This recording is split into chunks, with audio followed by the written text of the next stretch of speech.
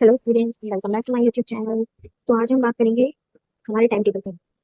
तो कभी आपने ये महसूस किया है कि पढ़ाई शुरू करने से पहले हम बड़े-बड़े प्लान्स तो बनाते हैं, सुबह उठकर सोचते हैं आज पूरे दिन पढ़ाई कर लेंगे, ये टॉपिक खत्म कर लेंगे, वो सब्जेक्ट भी देख लेंगे, लेकिन जैसे-जैसे दिन निकलता है हमारी एनर्जी कम हो जाती है और प्लान बस प्लान ही रह जाते हैं। असल प्रॉब्लम ये नहीं है कि हम पढ़ना नहीं चाहते, प्रॉब्लम ये है कि हमारे पास एक सही टाइम टेबल नहीं होता और अगर होता भी है तो हम उसे ज़्यादा दिन तक फॉलो नहीं कर पाते। तो आज मैं आपको बताऊँगी कि टाइम टेबल क्यों ज़रूरी है, इसे सही तरीके से कैसे बनाना है और सबसे ज़रूरी बात है इसे फॉलो कैसे करना है। अगर आप ये 3 बातें सीख गए तो यकीन मानिए आपकी पढ़ाई की दिशा और रिजल्ट दोनों ही बदल जाएँगे। तो चलिए शुरू करते हैं। पहला स्टेप, सबसे पहले ये समझिए कि टाइम टेबल आपकी लाइफ का जीपीएस है। जैसे किसी नए शहर में बिना नक्शे के घूमना मुश्किल होता है, वैसे ही बिना टाइम टेबल के में पढ़ाई करना मतलब टाइम की वेस्टिंग है। तो टाइम टेबल हमें 3 बड़े फायदे देता है, जैसे क्लैरिटी, फोकस, कंसिस्टेंसी। तो क्लैरिटी की मैं बात करूँ तो आपको पता रहता है कि हमें कब क्या पढ़ना है। एंड फोकस, बेवजह का टाइम पास और टालमटोल कम होता है। कंसिस्टेंसी, रोज थोड़ा-थोड़ा करके बड़ी सफलता मिलती है, जैसे बूंद-बूंद करके घड़ा भरता है। सोचिए अगर आपको 6 घंटे पढ़ाई करनी है और उसे 6 महीने तक लगातार फॉलो करते हैं तो आपके पास लगभग 1000 घंटे की स्टडी हो जाती है। ये वही चीज़ है जो आपको दूसरों से अलग बनाती है। तो चलिए मैं अब आपको स्टेप 1 की ओर ले जाती हूँ। सबसे पहले ये लिखिए कि आपके पास कौन-कौन से सब्जेक्ट्स हैं और किस सब्जेक्ट पर ज़्यादा ध्यान देना है। यानी कि टफ सब्जेक्ट्स पर ज़्यादा टाइम देना है और ईज़ी सब्जेक्ट्स पर कम।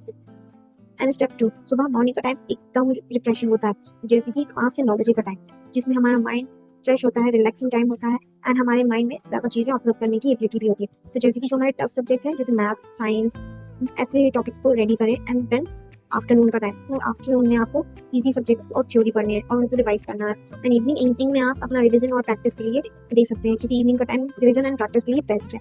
और इवनिंग में आप थोड़े बहुत स्पोर्ट्स भी खेल सकते हैं। एंड नाइट, तो नाइट में दिन भर जो भी आपने पढ़ा है ना, उसका एक छोटा रिकैप लें, एक छोटा-सा रिवीजन करें। इससे आपको चीज़ें ज़्यादा आसानी से ऑब्ज़र्व होंगी। एंड स्टेप 3, ब्रेक का ध्यान बहुत रखें। हर 1-2 घंटे के बाद 10 मिनट का ब्रेक लें। ब्रेक में मोबाइल मत चलाइए, इससे फिर आपको डिस्ट्रैक्ट होंगे।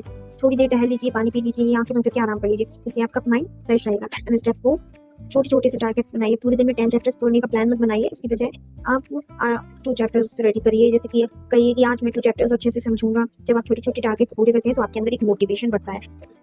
दोस्तों, टाइम टेबल बनाना ईज़ी तो बहुत है, लेकिन उसे फॉलो करना बहुत मुश्किल। तो इसे आसान बनाने के लिए 3 बातें याद रखिए। डिसिप्लिन, हर दिन टाइम टेबल का प्लान करिए, हर दिन टाइम टेबल को फॉलो करिए, चाहे मन हो या ना हो। शुरुआत में दिक्कत होगी, लेकिन धीरे-धीरे आपका हैबिट हो जाएगी। छोटी जीत का जश्न मनाएँ। अगर आपने पूरा दिन अपने टाइम टेबल को 80% भी फॉलो किया, तो खुद को शाबाशी दें। ये पॉजिटिविटी आपको कल और बेहतर करने के लिए प्रेरित करेगी।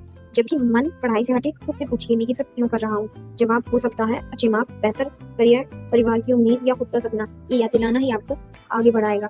दोस्तों, सपने पूरे करने के लिए सिर्फ मेहनत नहीं, प्लानिंग भी ज़रूरी है। टाइम टेबल आपका दुश्मन नहीं बल्कि सबसे बड़ा दोस्त है। आज इसे ठान लीजिए, टाइम टेबल सिर्फ बनाएँगे नहीं बल्कि इसे हर दिन जिएँगे भी। और जब ये आदत आपकी ज़िंदगी का हिस्सा बन जाएगी तो सफलता सिर्फ आपके दरवाजे पर दस्तक ही नहीं देगी, बल्कि आपके कमरे में घुसकर कहेगी, मैं यहीं रहने आई हूँ। तो चलिए आज से अपनी मंज़िल का नक्शा बनाइए, टाइम टेबल लिखिए और उसे पूरी ईमानदारी से फॉलो कीजिए, क्योंकि आपकी सफलता का रास्ता आपके टाइम टेबल से होकर ही जाता है।